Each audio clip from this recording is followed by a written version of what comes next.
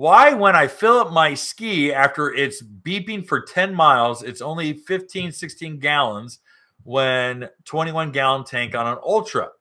This is the same complaint that people have about the Yamahas. All right. People feel that the low fuel alarm comes on way too soon. Now, it's egregious on the Yamahas. All right.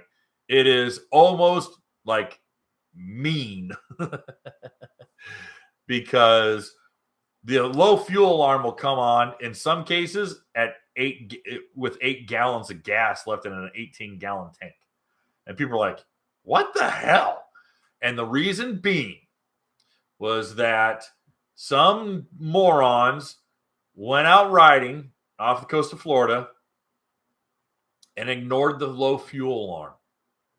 And they kept riding, and they kept riding, and it kept beeping, and it kept beeping, and they kept riding, and lo and behold, it ran out of gas. And they had to be towed in, whether by Coast Guard or Sea Tow or a friendly fisherman or someone saved their bacon after being out there for several hours. Okay. It took a while to get them, according to the story, from what I've been told. This is all inside baseball. All right. This is not stuff they're going to advertise. They got stuck out there. They came in and they blamed Yamaha, and they got an ambulance chaser of a lawyer, and they went and they sued Yamaha. And so Yamaha's lawyers came back and they said, hey, change this, fix this. And all they did was they took the float.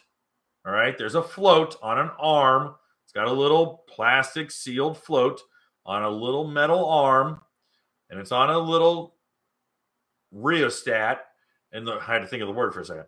And the rheostat sends a signal up to the ECU saying, we're full, we're half full, we're empty.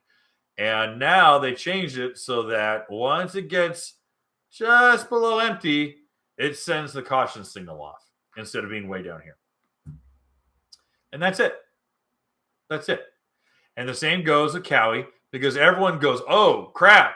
Yamaha got sued over this? So everyone's starting to put the brakes on about how much fuel is left when the low fuel alarm goes off. And people are bitching about it, but guess what? Lawyers are louder than you.